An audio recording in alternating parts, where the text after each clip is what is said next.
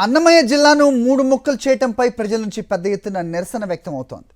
చంద్రబాబు ప్రభుత్వ నిర్ణయాన్ని వ్యతిరేకిస్తూ వైఎస్ఆర్సీపీ ఆధ్వర్యంలో భారీ నిరసన ర్యాలీ చేపట్టారు. ఈ ర్యాలీలో ప్రజలు, మేధావులు, యువత పెద్ద ఎత్తున పాల్గొన్నారు. అన్నమయ్య జిల్లాను చీల్చవద్దంటూ డిమాండ్ చేస్తున్నారు. ప్రభుత్వం తన నిర్ణయాన్ని వెనక్కి తీసుకోవాలని కోరుతున్నారు.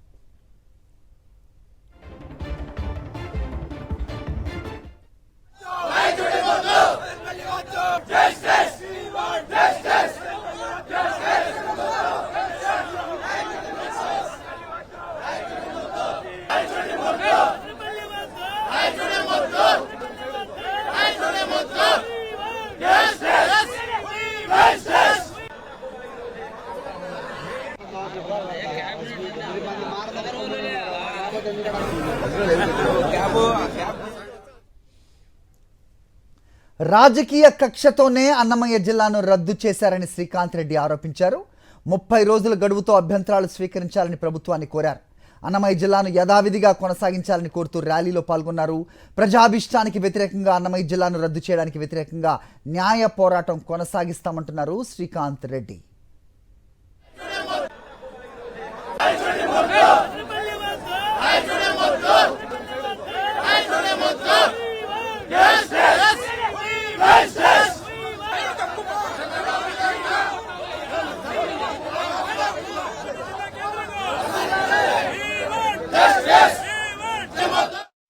ఒక కుట్రతో, కుతంత్రంతో ఈ ప్రాంతం పైన ఉన్నటువంటి ద్వేషమో ఏదో కానీ తాను ఇటువంటి నిర్ణయం తీసుకోవడం చాలా బాధాకరం. చంద్రబాబు నాయుడు గారు ఎన్నికల ముందేమో ఓట్లు వేయించుకోవడానికి ఏమో ఆయన రాయచోటి జిల్లా కేంద్రం కొనసాగుతుంది అని చెప్పాడు. మరి ఆ మాట నిలబెట్టుకోకుండా నిర్దాక్షిణంగా మోసం చేసి ఈ ప్రాంతానికి సంబంధించినటువంటి మంత్రి అదే కేబినెట్ సమావేశంలో ఉండి తను కూడా సంతకం పెట్టి ఈ అన్నమయ్య హెడ్ క్వార్టర్స్ ఏదైతే ఉండిందో దాన్ని తీసేసి బయటకు వచ్చి మళ్ళీ ఏడుపులు ఏడ్చడం అంటే ఈరోజు చరిత్రలో ఏర్పాటైనటువంటి జిల్లా రద్దయింది అని అంటే చరిత్రలో ఒక రాయచూటి ఒకటే చెప్పొచ్చు దేశ లెవెల్లో. ఎందుకు అంత కక్ష కట్టడము? చంద్రబాబు నాయుడు గారు నిజంగా ఆయన ఏ మాట చెప్తే దానికి ఆపోజిట్ చేస్తాడు అన్నటువంటిది ముందు నుంచి నానుడు ఉంది.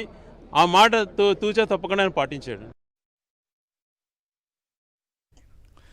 రైట్, శ్రీకాంత్ రెడ్డి చెప్తుంది విన్నాం మనం. సో మొత్తానికి రాజకీయ కక్షతోటే ఈ రకంగా చేశారని చెప్తున్నారు మాజీ ఎమ్మెల్యే శ్రీకాంత్ రెడ్డి. మరిన్ని అప్డేట్స్ మా కరెస్పాండెంట్ శ్రీనివాస్ ఇస్తారు. శ్రీనివాస్, చెప్పండి. సో ప్రముఖ వాగ్గేయకారుడు, అన్నమయ్య అంటేనే ఆ ప్రాంతానికి ఎంత అటాచ్గా ఉంటారో జనాలు మనకు తెలిసిందే. అలాంటిది ఆ జిల్లాని రద్దు చేయడం, రాజకీయ పరంగా తమకు ప్రాతినిధ్యం దాదాపు 2 దశాబ్దాలుగా లేదన్న అక్కస్తోనో మరి ఇలాంటి నిర్ణయం తీసుకున్నారా? ప్రజాభిష్టానికి వ్యతిరేకంగా చేస్తున్న ఈ కార్యాన్ని ఎలా చూడాల్సిన అవసరం ఉంది? ఎన్నికలకు ముందు ఇది రద్దు చేయబోము అంటూ సాక్షాత్తు ప్రజల ముందే ఆయన మాట్లాడిన విషయం కూడా మనం చూసాం. ఏం జరుగుతోంది అక్కడ? అప్డేట్ చెప్పండి, ఏంటి పరిస్థితులు?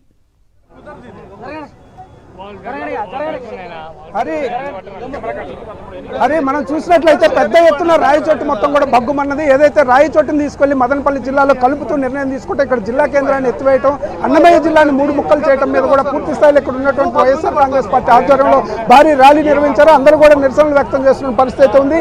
ఇప్పుడే జేఏసీ కూడా వచ్చి ఏదైతే వైఎస్ఆర్ కాంగ్రెస్ పార్టీ చేస్తున్నటువంటి దానికి మద్దతు కూడా పలికినటువంటి పరిస్థితి ఉంది. మన దగ్గర వైఎస్ఆర్సీపీ రాష్ట్ర ప్రధాన కార్యదర్శి శ్రీకాంత్ రెడ్డి గారు ఉన్నారు. చెప్పండి సార్, బ్రీఫ్గా ఏం డిమాండ్ చేస్తున్నారు? ఒకటే అండి, ప్రజల మనోభావాల అనుగుణంగా ఇది జరగలేదు. ఈరోజు నేను అన్ని జీవో కాపీలు కూడా చూపించాను. ప్రతి ఒక్కరికి కూడా ఎంత కరుడుగట్టినటువంటి తీవ్రవాది కూడా ఉరి తీసేటప్పుడు నీ చివరి కోరిక ఏంటి అంటారు. అటువంటిది మీ భావాలేంది అనేది కూడా మినిమం అడగకుండా నవంబర్ 26న 2025 ఇచ్చినటువంటి జీవో ప్రకారం సిద్ధవటం ఒంటిమిట్ట వాళ్ళు మీ అభిప్రాయాలు చెప్పండి అన్నారు. పీలేరు మదనపల్లి వాళ్ళు మీ అభిప్రాయాలు చెప్పండి, మదనపల్లి కలుపుతామంటున్నారు. ఇక్కడికి వచ్చి విపరీతమైనటువంటి సన్మాన సభలు, ఊరేగింపులు చేసి నిలబడిపోయింది జిల్లా నిలబెట్టేశాము అని చెప్పి వీళ్ళు ఊరేగింపులు చేసి తప్పుదోవ పట్టించారు. మరి ఉన్నట్టుండి ఒకరోజు ముందున ఇది లీకులు ఇచ్చేసి ఈ రాయచోటి జిల్లా కేంద్రం తీసేసి మాకు నోటిఫికేషన్ ఇవ్వాలా, 30 రోజులు సమయం ఇవ్వాలి. ఈరోజు పెనుగొండ ప్రాంతాన్ని వాసవి పెనుగొండను మార్చారు. సంతోషం, అందరం కూడా దాన్ని స్వాగతిస్తాం. దానికి కూడా 30 రోజులు నోటిఫికేషన్ ఇచ్చారు. ఏ దానికి కూడా పట్టణ పేరు మార్పు చెందాలన్నా, జిల్లాలో బార్డర్స్ మార్చాలన్నా, దేనికైనా కూడా సమయం ఇస్తారు. ఈ సమయం మీకు ఉంది, మీ అబ్జెక్షన్స్ తెలియజేయండి అని. ఆ సమయం కూడా ఇవ్వకుండా నిర్దాక్షిణంగా మా మనోవాళ్ళు కనుగోకుండా ఉన్నటువంటి జీవో ఇచ్చేసేసి జిల్లా కలెక్టర్ వెళ్ళిపోతున్నాడు, ఎస్పీ వెళ్ళిపోతున్నాడు అంటే ఎంత బాధ ఉంటుందండి. రేపటి తరాల యొక్క పరిస్థితి ఏంటి? ఈరోజు ఆ రోజు జేఏసీ వాళ్ళు, ఈ టౌన్కి సంబంధించినటువంటి పెద్దలు, అనేక మంది మిగతా ఎంతోమంది పౌరులు, ప్రజలు, ముఖ్యంగా నియోజకవర్గ వ్యాప్తంగా వందల రోజులు పోరాటం చేశారు. ఈరోజు వాళ్ళని కనీసం కన్సర్న్ కూడా లేకుండా ఈ నిర్దాక్షిణంగా జరగడం ఎంత అసమంజసం చెప్పండి. ఈరోజు గౌరవ రమేష్ రెడ్డి అన్న, జేఏసీ సభ్యులైనటువంటి పెద్దలు బైరెడ్డి సారు, నాగిరెడ్డి సార్, వీళ్ళంతా కూడా గతంలో ఎంతోమంది మాకు మద్దతు ఇచ్చారు, అన్ని రకాలు చేశారు. ఇప్పుడు నిర్దాక్షిణంగా చేశారు కాబట్టి, ప్రొసీజర్ ప్రకారం చేయలేదు కాబట్టి, దానికి అనుగుణంగానే దీనికి మద్దతుగా వైఎస్ఆర్సీపీకి సంబంధించిన అనేక మంది ప్రజాప్రతినిధులు, వైస్ చైర్మన్లు, కౌన్సిలర్లు, అనేక మంది అందరూ కూడా రిజైన్ కూడా చేశారు. వాళ్ళ ఆవేదన. సో మేము ఎక్కువగా రాజకీయ కోసం వాడుకోలేదు. రాజకీయ కోసం వాడుకునే వాళ్ళమైతే ఈరోజు ఇంత పెద్ద ఎత్తున జనాలతో బంద్ కూడా చేసేవాళ్ళు. వ్యాపారాలు దెబ్బతినకూడదు, అంత సున్నితంగా ఆలోచన చేసేటువంటి వాళ్ళు. అందుకే నేను చెప్తున్నా, ప్రొసీజర్ ఫాలో కాలేదు కాబట్టి మాకు సమయం ఇవ్వండి, కొద్దిగా గొప్ప గడువు ఇవ్వండి, మీ ఆవేదన తెలియచేసండి. లేకపోతే మేము ఈరోజు కోర్టులో పిల్లు కూడా చేస్తున్నాం, న్యాయ పోరాటం కూడా చేస్తాం. మన దగ్గర వైఎస్ఆర్సీపీ రాష్ట్ర అధికార ప్రతినిధి రమేష్ రెడ్డి గారు, మాజీ ఎమ్మెల్యే, ఆయనతో మాట్లాడదాం. చెప్పండి సార్, ఏం డిమాండ్ చేస్తున్నారు మీరు? ఇప్పుడు ఇంత పెద్ద ర్యాలీ చేశారు. రాయచోటి ప్రాంత ప్రజలు సాధించుకున్న ఒక జిల్లా కేంద్రాన్ని జగన్మోహన్ రెడ్డి గారు ముఖ్యమంత్రిగా ఉండేటప్పుడు అన్ని ఆలోచన చేసి ఈ ప్రాంతంలో ఉన్న ఈ పార్లమెంటు నియోజకవర్గంలో ఉన్న 6 శాసనసభ నియోజకవర్గాలను ఒక జిల్లాగా పెట్టి అది వెనకబడిన జిల్లాగా గుర్తింపించి ఈ ప్రాంతాన్ని అభివృద్ధి చేయాలనే లక్ష్యంతో రాయచోటిని కేంద్రంగా పెట్టడం జరిగింది.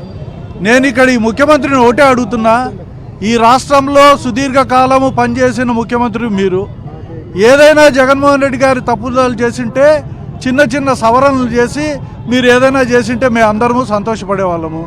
ఈరోజు ఏమి తప్పు జరిగిందని ఇంత పెద్ద జిల్లాను ఈరోజు తీసి ముక్కలు చేసి మదనపల్లిలో ఒక భాగం కలిపి, తిరుపతిలో ఒక భాగం కలిపి, కడపలో ఒక భాగం కలిపి ఈ జిల్లానే, ఈ స్వరూపమే దీన్ని మార్చిపారేసినారే మీరు ఏం సాధించాలని మార్చిపారేసినారు ఈరోజు? ఇదేనా మీకున్న అనుభవం? ఈ విజన్ అనేది ఇదేనా మీకున్నది? ఇంతటి దారుణంగా మీరు విభజన చేస్తారని మేము కల్లో కూడా అనుకోలేదు. ఈ ప్రాంతంలో ఇది ఇట్లా నిలబడిపోతుందని ఇక్కడ స్థానికంగా ఉన్న మంత్రి కూడా సవాల్ చేసి చెప్పాడు, ఇది నిలబెట్టేశాం మేమందరం సంతోషపడినాం.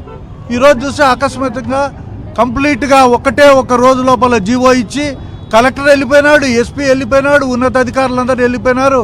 ఇక్కడ ఈ ప్రాంతంలో ఎంతోమంది బయట నుంచి వచ్చి ఎన్నో వ్యాపారాల్లో స్థిరపడిన వాళ్ళు ఉన్నారు. ఈరోజు వాళ్ళ పరిస్థితి ఏంది?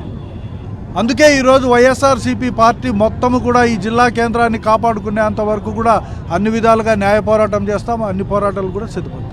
మన దగ్గర జేఏసీ కన్వీనర్ నాగిరెడ్డి గారు ఉన్నారు, ఆయనతో మాట్లాడదాం. చెప్పండి సార్, అంతా అయిపోయింది, గెజిట్ నోటిఫికేషన్ కూడా జీవో ఇచ్చేశారు, మరి ఏం చేయబోతున్నారు? మీకు అది చెప్పే ముందర ఒక మాట చెప్పాలి. ఆ రోజు రాయచోటిని జిల్లా కేంద్రం చేయడానికి ఉండబడిన 6 నియోజకవర్గాల ప్రజాప్రతినిధులు, టీడీపీ జిల్లా అధ్యక్షుడు వాసు శ్రీనివాసరెడ్డి గారు, బీజేపీ అధ్యక్షుడు సుబ్బారెడ్డి గారు, కాంగ్రెస్ అధ్యక్షుడు ప్రతి ఒక్కరిని కలిసి ఈ రాయచోటి జిల్లా కేంద్రం ఎందుకు కావాలా, వెనుకబడిన ప్రాంతం, డెవలప్మెంట్ లేదు, కరువు ప్రాంతం, ఈ జిల్లాలో మిగిలిన ప్రాంతాలన్నిటితో సమానంగా ఇది అభివృద్ధి చెందడానికి మాకు అవకాశం కల్పించండి అని ముఖ్యమంత్రి గారి దృష్టికి తీసుకుపోతే ఆయన అడిగింది మీ ఊరు కాదు సెంటరు, పీలేరు సెంటరు అన్నారు. నాయన పీలేరు సెంటర్ కాదు, మ్యాప్ ఇది, రాయచోటి సెంటరు, డిస్టెన్స్ ఇది, మళ్ళీ మా ఊర్లో అన్ని సౌకర్యాలు ఉన్నాయి. తాగే నీళ్లకు ఏడ్చినాం, ఈరోజు తాగే నీళ్లు 20 ఏళ్లకు సఫిషియెంట్గా ఉన్నాయి. ప్రభుత్వ భవనాలే ఉన్నాయి, 85% గవర్నమెంట్ ఆఫీసులు గవర్నమెంట్ బిల్డింగుల్లో ఉన్నాయి, కేవలం 15% మాత్రమే రెంటెడ్ బిల్డింగ్స్లో ఉన్నాయి. తర్వాత రోడ్లు ఉన్నాయి, అన్ని సౌకర్యాలు ఉన్నాయి, విద్యా వ్యవస్థ ఉంది, అన్నీ ఉన్నాయి. మా జిల్లా, మా ప్రాంతాన్ని మిగిలిన ప్రాంతాలతో సమానంగా అభివృద్ధి చేయమని అడిగినాం. ఆ రోజు ఒప్పుకున్నారు. కమిటీ మెంబర్లందరినీ శ్రీకాంత్ గారి నాయకత్వంలో అందరి కమిటీ మెంబర్లను, chief secretary, DGP, Vijay Kumar, Krishnababu, YS Jaganmohan Reddy గారి సారథ్యంలో జిల్లా వచ్చిన తర్వాత ఇప్పుడు జిల్లా వచ్చింది. న్యాయబద్ధంగా, చట్టబద్ధంగా, అన్ని రకాల పరిస్థితులకు అనుగుణంగా వచ్చింది. అర్థమైందా? జగన్మోహన్ రెడ్డి గారి నాయకత్వంలో కమిటీలు, ఇంకొకరు, ప్రజాప్రతినిధులు అందరూ అంగీకరిస్తే జిల్లా కేంద్రం అయింది. ఇది ఈరోజు ఎవరికి చెప్పకుండా ముందిచ్చిన నోటిఫికేషన్ ఇంతది. మదనపల్లె జిల్లా అంటే మేము ఆ రోజు చెప్పుకున్నాం మా సమితి తరఫున, రాజంపేటకు మేము వ్యతిరేకం కాదు, మదనపల్లెకు వ్యతిరేకం కాదు. మదనపల్లె జిల్లా అంటే వ్యతిరేకించాల్సిన అవసరం లేదు అని అనుకున్నాం. చంద్రబాబు గారు చెప్పినారు రాజంపేటలో, మేము మీరు ఏం చేసినారని మీకు జిల్లా కేంద్రం ఇవ్వాలా, ఉండే కేంద్రానికి ఏం జవాబు చెప్పాలని. ఇదే దీంట్లో రాయచోటును జిల్లా కేంద్రంగా కొనసాగిస్తామని చెప్పినారు ఆయన. మంత్రి గారు మేము జిల్లాను నిలబెట్టినాము అని మంత్రి గారు చెప్పినారు. జిల్లా సాధనా సమితి సన్మానం కూడా చేసింది ఆయనకు.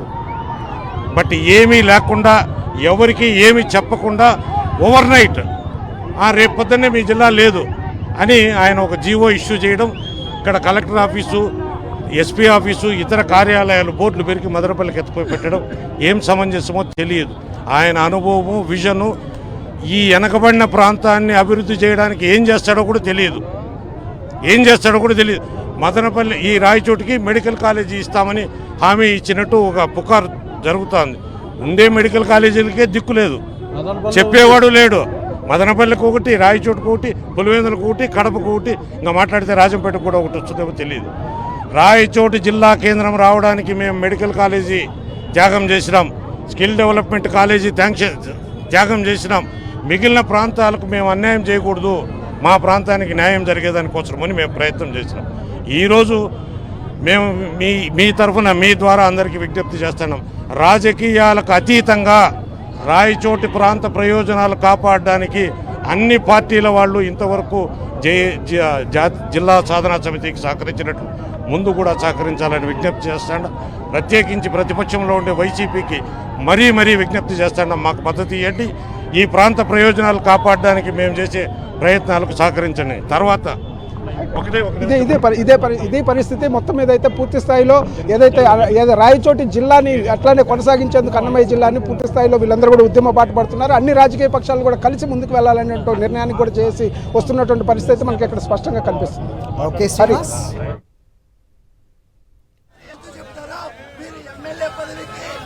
మంత్రి పదవికి రాజీనామా